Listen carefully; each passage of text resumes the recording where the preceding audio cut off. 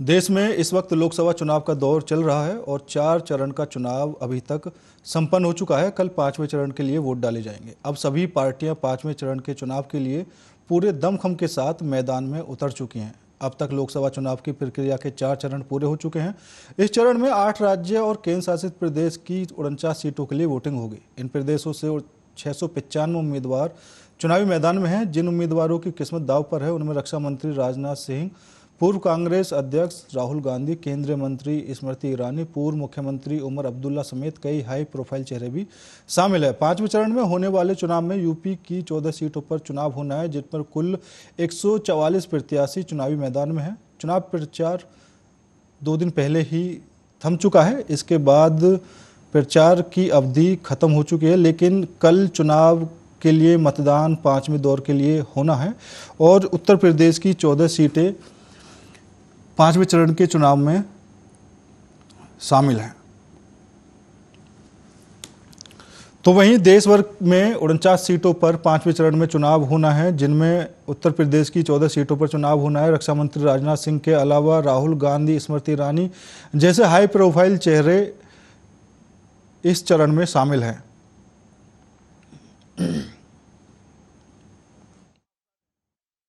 ठीक है, और इसी मुद्दे पर चर्चा करने के लिए हमारे साथ भारतीय जनता पार्टी से कैप्टन राय सिंह भदौरिया जी जुड़ चुके हैं। सर, आपका बहुत बहुत स्वागत है। वहीं कांग्रेस से अनूप वर्मा जी हमारे साथ जुड़ चुके हैं। सर, आपका भी बहुत बहुत स्वागत है। कैप्टन साहब, पिछले चरण के चुनावों में हमने देखा वोटिंग प्रतिशत भी कम रहा और जितने चरणों में बीजेपी की पहले चुनावों में सीटें आई थी, अब की बार कहीं ना कहीं समीकरण बदलते हुए नजर आ रहे हैं। ऐसा ही कल चुनाव होना है 5वें चरण का। उत्तर प्रदेश के अंदर 14 सीटों पर वोटिंग होनी है। पिछली बार बीजेपी ने 13 सीटों पर जीत हासिल की थी, लेकिन अब की बार क्या लगता है आपको, मुकाबला काफी टक्कर वाला है? देखिए वैसे तो हम कभी कोई चीज को हल्के में नहीं लेते हैं। चुनाव है तो चुनाव में कभी प्रत्याशी के ये नहीं सोचा कि प्रत्याशी कमजोर है। मैं हम अपनी पूरी तैयारी के साथ चुनाव लड़ते हैं। मगर फिर भी एक बात कहना चाहेंगे कि उत्तर प्रदेश की जनता हो चाहे पूरे देश की जनता हो, इस बात को समझती है कि भारतीय जनता पार्टी नरेंद्र मोदी प्रधानमंत्री, इनके अलावा और किसी को नहीं देख रही है। उन्हें मालूम है कि जो पार्टियां चुनाव लड़ने आ रही है ये गठबंधन करके, तो इनका कोई वजूद नहीं है। ये सब परिवार को बचाने के लिए, एक दूसरे को बचाने के लिए पार्टियां चुनाव लड़ रही हैं। इनके पास ये अभी तक प्रधानमंत्री का फेस ही कोई नहीं है। राहुल गांधी को बोलो तो देश राहुल गांधी को प्रधानमंत्री को देखना नहीं चाहता है। अखिलेश को कोई चाहता नहीं है, ममता को कोई चाहेगा नहीं। तो इनके पास है कौन? तो ये सिर्फ अपने आप को, अपने परिवारों को बचाने के लिए ये पार्टियां चुनाव लड़ रही है। इनके पास ना कोई लीडर है ना कोई नेता है। स्थिति आपने इनकी देखी रखी है कि इनकी क्या हालत है कि कांग्रेस इतनी पुरानी पार्टी, आज उसके पास कुछ नहीं बचा है। तो 80 सीटों में 17 सीटों पे चुनाव लड़ रही है। इसी तरह से अन्य राज्यों में इसकी हालत है। तो कांग्रेस की इतनी दयनीय हालत जो है ना, किसी की भी नहीं है।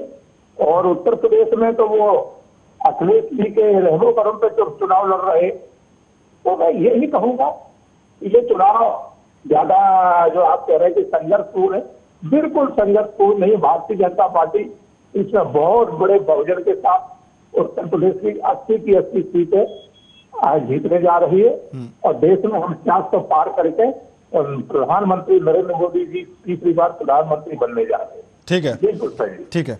अनूप वर्मा जी, अभी 5वें चरण का चुनाव होना है और 2017 में जो कांग्रेस और सपा का गठबंधन हुआ था विधानसभा चुनाव में, वही नज़ारा देखने को यहाँ पर मिल रहा है। लेकिन समीकरण पहले से ज़्यादा बदले हुए हैं। विधानसभा का चुनाव अलग होता है और लोकसभा का चुनाव बड़े स्तर का है। आपको इस चरण में कितनी सीटें मिलने के आसार हैं और कितनी सीटों पर आप बीजेपी को अपनी टक्कर में मानते हैं? अनूप वर्मा जी। यूपी की जो अभी तक जो सीटों पे चुनाव हुआ है 4 चरणों में, उनमें इंडिया गठबंधन को जो है भारी बढ़त है और जो है भारतीय जनता पार्टी का पूरी तरीके से इनके झूठे बातों से, इस जुमलों से जनता जो है ऊब चुकी है और उसने इनके खिलाफ जो है इंडिया को मतदान करके इंडिया गठबंधन को समर्थन दिया है। आप देख रहे हैं कि जो है मतदान में लोगों का, भारतीय जनता पार्टी के लोगों का रुझान तो इंटरेस्ट ही नहीं लेना। ये इस ओर इशारा कर रहा है कि जो है जनता के साथ इन्होंने दिखलावा किया है। जनता जान चुकी है कि ये जुमलेबाज है, हर बात से ये झूठ बोलना जानते हैं, चाहे वो 15 लाख की बात हो, चाहे नौजवानों को रोजगार की बात हो, चाहे किसानों के आय दोगुनी करने की बात हो। ये पूरी तरीके से जनता जो है अब इनके झांसे में नहीं आने वाली है। ये पोलराइजेशन, ध्रुवीकरण की राजनीति करते हैं, उसका भी प्रयास किया गया, लेकिन अब किसी जनता इन्हें जो है सरकार से बाहर करने जा रही है। ये जो है 400 की बात करने वाले अभी कैप्टन साहब और इनकी पार्टी जो है ये पूरी तरीके से साफ होने जा रही है जी।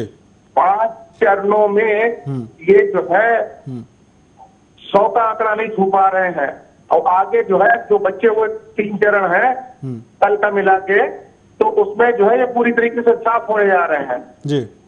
14 में से कम हम 10 सीटें जीत रहे हैं आज कल वाले चुनाव में। चलिए ठीक है। और जो है बहुत मजबूती से पूरी तरीके से देश की जनता हमारे साथ है, और जनता को जो विश्वास है कि उसके हक की लड़ाई, सामाजिक न्याय, उसको वास्तविक न्याय जो है इंडिया गठबंधन और कांग्रेस पार्टी के नेतृत्व में ही मिल सकता है।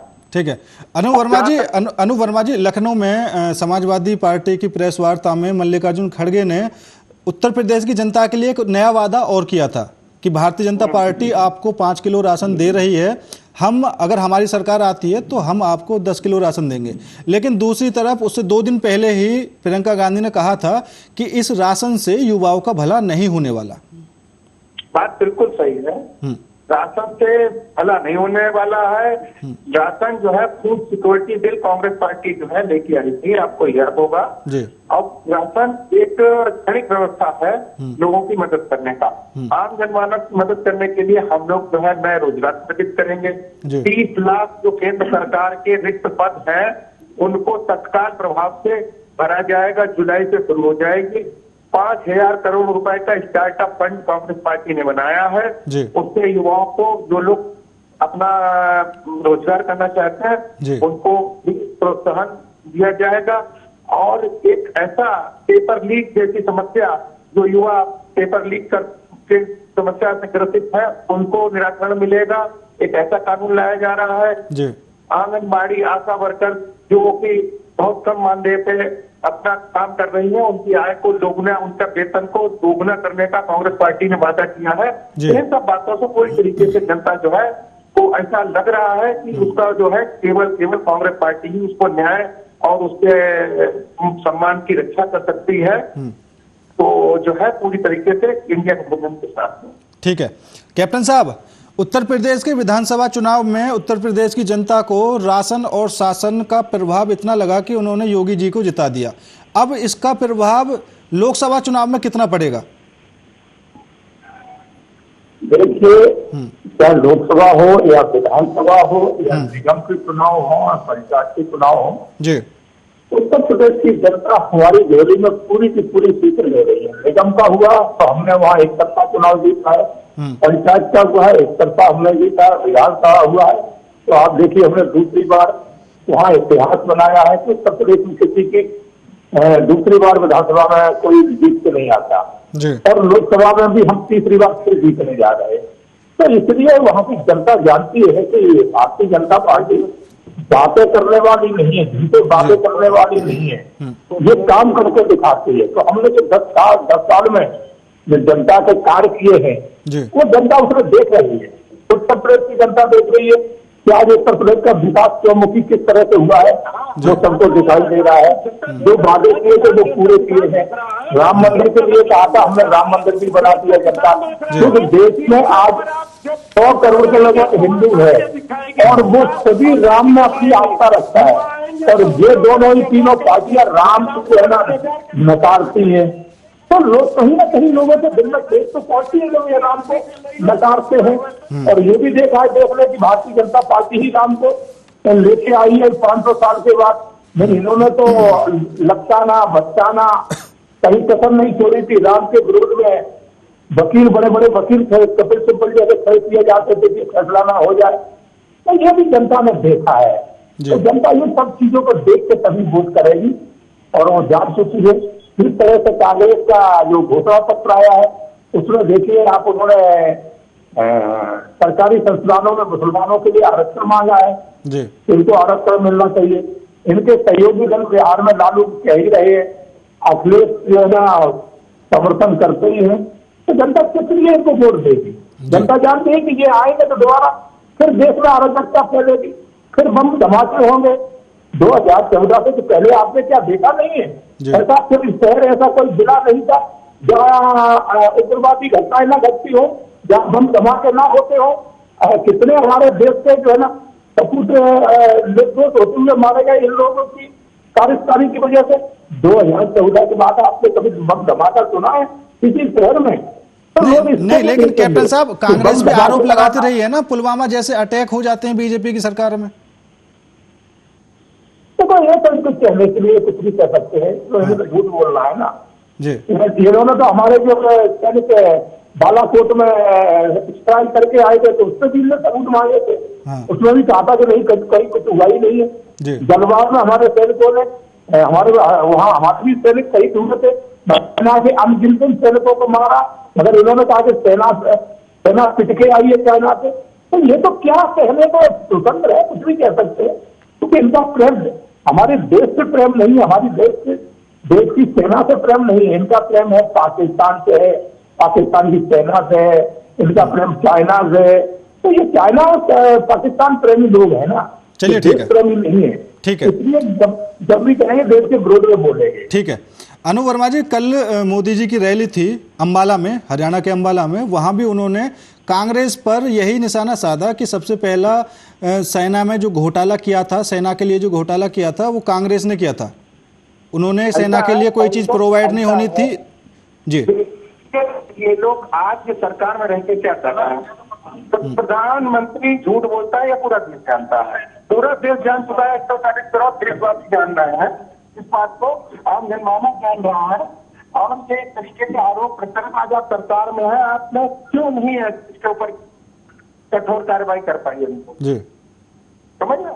आज तो आपके पास पूरे पावर में, अधिकार में है, तो इस तरीके के आरोप प्रत्यारोप करने की जगह आज आपको कार्य करने की आवश्यकता है। आज आप कांग्रेस की कमी, आज आप 10 साल में अपनी उपलब्धियां बता के आप जनता के बीच में जाइए। आज आपके पास बताने के लिए जनता को कुछ नहीं है।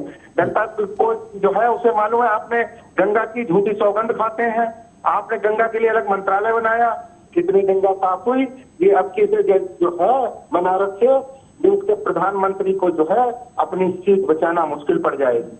आप देख लीजिएगा, जनता, बनारस की जनता ने भी मन बना लिया है कि ये जनता गंगा की भी झूठी कसम खाते हैं। बहुत ही दयनीय स्थिति है, भारतीय जनता पार्टी गुजर रही है। देश की जनता ने पूरी तरीके से मन बना लिया है कि इंडिया गठबंधन की सरकार बनने जा रही है, और पूरे देश में और उत्तर प्रदेश में जिसकी ये बात कर रहे हैं 80 की जी, इनको जो है 60 सीटों के अंदर जनता ने समेट दिया है। पूरी तरीके से मन बना लिया। तो 5 चरणों के चुनाव होने जा रहे हैं, कल 5वां चरण पूरा होने जा रहा है, तो अब केवल 2 चरण के चुनाव ही बचे हैं।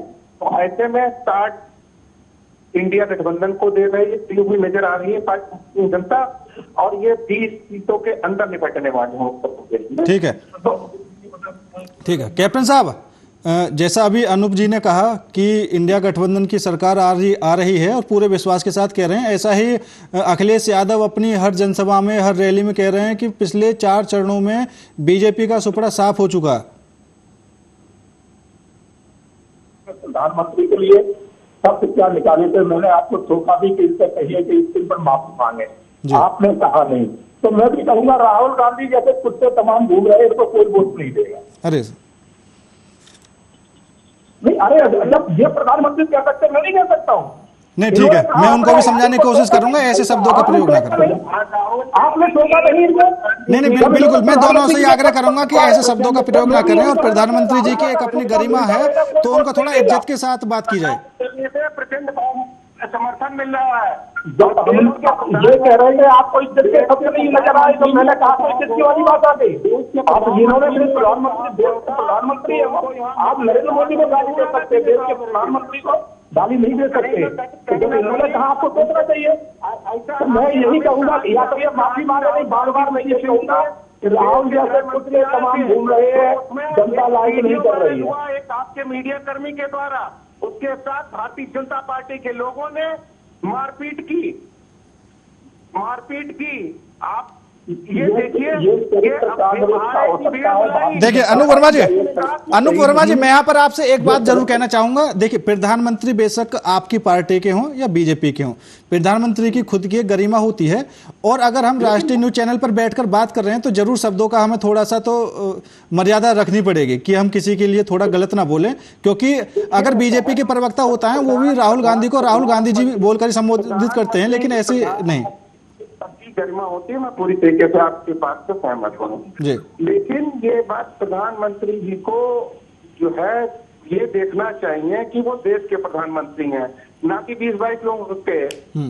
वो उनके जो भी निर्णय हो रहे हैं वो केवल 20-22 लोगों के 20-25 देश के 25 लोगों के हित में निर्णय होते हैं और बाकी देश की जनता के अहित में हो रहे हैं जी। तो ये तब तक जनता भूल गए जब विदेशी लोग भारत में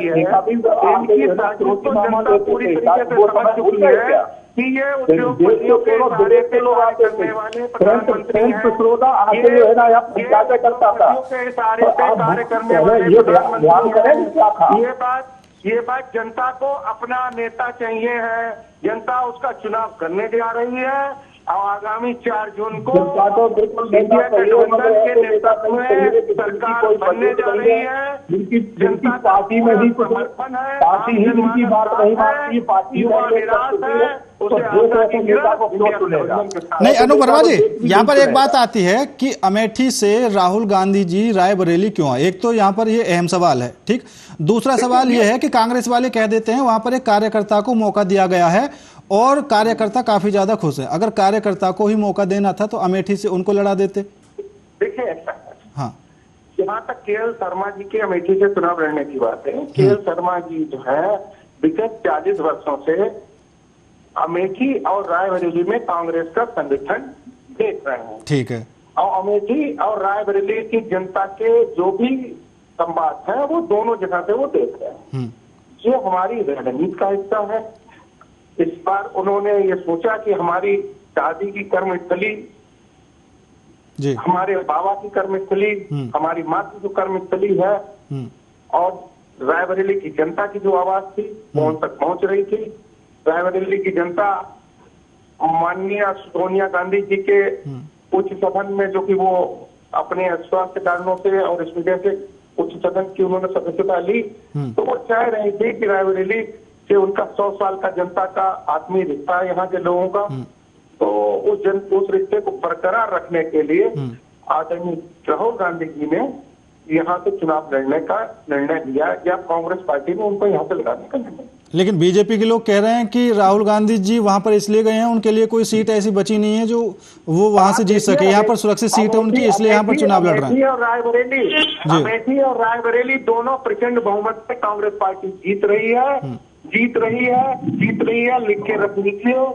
और जो है और जीत नहीं रही है, प्रचंड बहुमत से जीत रही है और शायद उत्तर प्रदेश की ऐतिहासिक वोटों से अगर कोई सीट जीत रही है तो राहुल गांधी जी की सीट भी जीत रही है। चलिए ठीक है कैप्टन साहब, रायबरेली से राहुल गांधी काफी प्रचंड बहुमत से वहां पर जीत रहे हैं और आपके भारतीय जनता पार्टी के दिनेश प्रताप सिंह सामने हैं। अब की बार वो शायद तीसरी बार उस चुनावी मैदान में है, पहले सोनिया गांधी जी के सामने वो हार गए थे। अब की बार तैयारी कितनी मजबूती के साथ वहां पर भारतीय जनता पार्टी की है? देखिए पुष्पेंद्र जी, राहुल गांधी जब अमेठी हारे तो वो इतने दूर भाग गए कि यहाँ से लेके समुद्र बीच में पड़ गया, नहीं हो सकता समुद्र भी क्रॉस कर जाए जी। और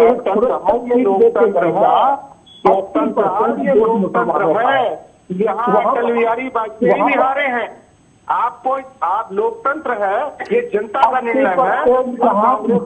अनूप जी सुन लीजिए, अनूप जी सुन लीजिए।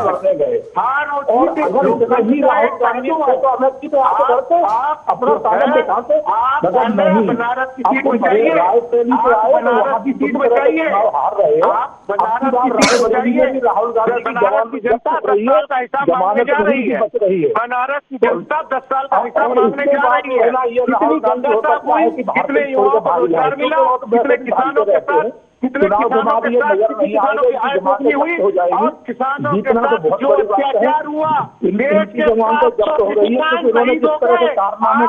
विरोधी, किसान विरोधी सरकार का नेतृत्व करते हैं देश के प्रधानमंत्री, उनको जो है अपनी सीट बचाने, अगर हमारी सरकार आ जाएगी तो सेना को खत्म कर देंगे, मुसलमानों का अलग से आरक्षण दे देंगे, देश के सारे संस्थान मुसलमानों के हो जाएंगे। तो आज भी इनकी भाषा वही। चलिए ठीक है सर। कैप्टन साहब, मैं आपको भी यहाँ पर रोकना चाहूंगा। अनूप जी, मैं आपको भी यहाँ पर रोकना चाहूंगा, समय कम है और आप दोनों ही मेहमान हमारे साथ जुड़े। आप दोनों ही मेहमानों का मैं यहाँ पर धन्यवाद करना चाहूंगा। अब कल 5वें चरण का मतदान देश के हर राज्य में होना है। 49 सीटों पर वोटिंग होगी और उत्तर प्रदेश की 14 सीटों पर, जिनमें से बीजेपी ने पिछली बार 13 सीटों पर जीत हासिल की थी। लेकिन अब की बार समीकरण कुछ अलग हैं, क्योंकि उत्तर प्रदेश के अंदर सपा और कांग्रेस एक होकर चुनाव लड़ रही हैं। वहीं अखिलेश यादव ने अपने कार्यकर्ताओं से हर जगह बोला भी है कि कांग्रेस को अपनी पार्टी समझे और जितने भी कार्यकर्ता हैं वो कांग्रेस की हर संभव मदद करें, हर जगह सपोर्ट करें। तो आजकल कांग्रेस के चुनावी कार्यालयों में भी समाजवादी पार्टी की टोपी दिखाई दे रही है। फिलहाल मेरे साथ इस खास पेशकश में इतना ही। बाकी देश और दुनिया की तमाम खबरों के लिए देखते रहिए आर्या न्यूज।